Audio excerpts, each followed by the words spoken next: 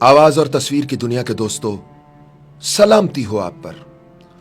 आज जो कहानी मैं आप सबसे शेयर करने जा रहा हूं, ये मुझे इंस्टाग्राम पर मौसूल हुई। ये कहानी मुझे यावर अब्बास ने भेजी है और उनका कहना है ये उनके करीबी दोस्त ने भेजी है। इसे अपने प्रोग्राम में जरूर शामिल करें। इसे पढ़कर दोस्तों मेरे दिल पर तो दस्तक हुई। अगर इसे सुनकर आपके दिल पर भी दस्तक हो तो इससे हासिल होने वाले नतीजे पर गौर व फिक्र जरूर कीजिएगा। हम दो भाई और एक बहन है।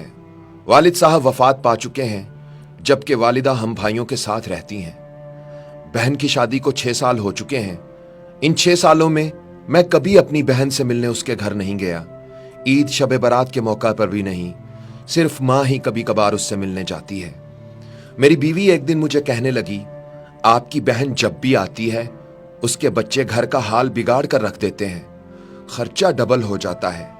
और तुम्हारी माँ हमसे छुपकर कभी उसको साबुन देती है, कभी कपड़े और कभी सर्फ के डब्बे और कभी तो चावल का थैला भर देती है। अपनी माँ से कहो ये हमारा घर है, कोई खैरात सेंटर नहीं है। ये सब सुनकर मुझे बहुत गुस्सा आया, क्योंकि मैं मुश्किल से घर का खर्च पूरा कर रहा था और माँ सब कुछ उठाकर बहन को दे देती थी। एक दिन बहन अपने बच्चों को लेकर घर आई हुई थी कि खेलते खेलते उसके बेटे ने टीवी का रिमोट तोड़ दिया।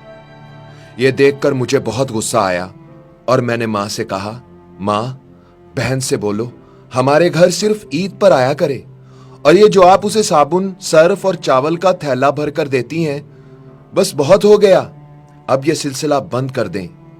यह सब सुनकर मेरी माँ चुप रही, लेकिन मेरी बहन ने मेरी ये सारी बातें सुन ली, लेकिन उसने ऐसे जाहिर किया जैसे उसने कुछ नहीं सुना। शाम का वक्त होने वाला था। उसने अपने बच्चों को तैयार किया और मुझे कहने लगी, भाई मुझे बस स्टॉप तक छोड़ आए। मैंने झूठे मुंह कहा, रह लेती कुछ दिन, लेकिन वो मुस्कुराते हुए बोली, नहीं भाई, बच्चों की छुट्टियां खत्म होने वाली हैं, अब मुझे वापस जाना चाहिए। फिर जब हम दोनों भाइयों में जमीन का बंटवारा हो रहा था तो मैंने साफ इनकार कर दिया कि मैं अपनी जमीन से बहन को हिस्सा नहीं दूंगा। बहन सामने बैठी थी लेकिन वो खामोश रही। मेरी मां ने कहा, बेटी का भी हक बनता है, लेकिन मैंने गाली देकर कहा, कुछ भी हो जाए मैं बहन को हिस्सा नहीं दूंगा। ये सब देखकर मेरी बीवी भी मेरी बहन को बुरा भला कहने लगी, मगर वो बेचारी खामोश रही। कुछ वक्त के बाद मेरा बड़ा भाई अलहदा हो गया और मां भी उसके साथ उसके घर चली गई। मेरी बीवी और मैं दोनों बहुत खुश थे, मगर हमारी ये खुशी ज्यादा देर तक कायम न रही और मेरे बेटे को टीबी हो गई। मेरे पास जो कुछ था मैंने उसके इलाज पर लगा दिया। 1 लाख का कर्ज भी सर पर चढ़ गया। भूख सर पर थी। मैं बहुत परेशान था। कमरे में अकेला बैठा था, शायद अपने हालात पर रो रहा था कि उसी वक्त मेरी बहन घर आ गई। बीवी ने मुझे बताया तो मुझे सख्त गुस्सा आया और मैंने कहा, पहले ही वक्त मुश्किल चल रहा है, ऊपर से ये मनहूस भी आ गई है। मैंने बीवी से कहा, कोई जरूरत नहीं गोश्त या बिरयानी पकाने की। थोड़ी देर बाद बहन डरते डरते मेरे कमरे में आई। मैंने नागवारी से उसकी तरफ देखा, मगर वो आगे बढ़ी और प्यार से मेरे सर पर हाथ फेरा और बोली, वीरे, मैं तेरी बड़ी बहन हूं। तुम तो मेरी गोद में खेलते रहे हो, मगर अब देखो तो जरा, मुझसे भी बड़े लगते हो। फिर मेरे करीब बैठकर उसने अपने पर्स से सोने के कंगन निकाले और मेरे हाथ पर रख दिए। आहिस्ता से बोली, वीरे, तू क्यों परेशान होता है? तेरी बहन अभी जिंदा है। बच्चे स्कूल गए हुए थे तो मैंने सोचा जल्दी जल्दी से मैं अपने भाई से मिलाऊं। भाई, ये कंगन बेच दो, अपना खर्च चलाओ और बेटे का इलाज करवाओ। फिर वो आहिस्ता से बोली, भाई तुझे कसम लगे किसी को मत बताना कंगन के बारे में। फिर उसने मेरा माथा चूमा और 1000 रुपए मेरे हाथ में थमा दिए। मैंने देखा वो 100 50 के नोट थे।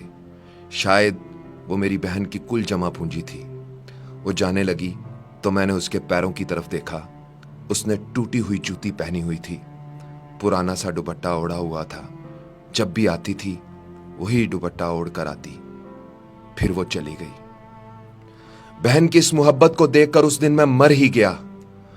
हम भाई कितने मतलब परस्त होते हैं ना। बहनों को पल भर में बेगाना कर देते हैं और बहनों से भाइयों का जरा सा दुख भी बर्दाश्त नहीं होता। मैं कंगन हाथ में पकड़े रो रहा था और सोच रहा था, बेचारी अपने घर में ना जाने कितने दुख सह रही होगी। कुछ लम्हे बहनों के पास बैठकर उनका हाल चाल पूछ लिया करें, वो इतने से ही खुश हो जाती हैं। यह अब मेरा जाती तजुर्बा है कि जब भी हालात खराब हों बहनों को दावत पर बुला लिया करें, फिर देखें उनकी वजह से कैसे रिज्क मिलता है। अफसोस हम समझते हैं कि उनके आने से अखराजात बढ़ जाते हैं, या माँ अगर उनको कुछ दे देती है तो हम समझते हैं इससे हमारे घर में कुछ कमी हो जाती है, मगर ऐसा नहीं है।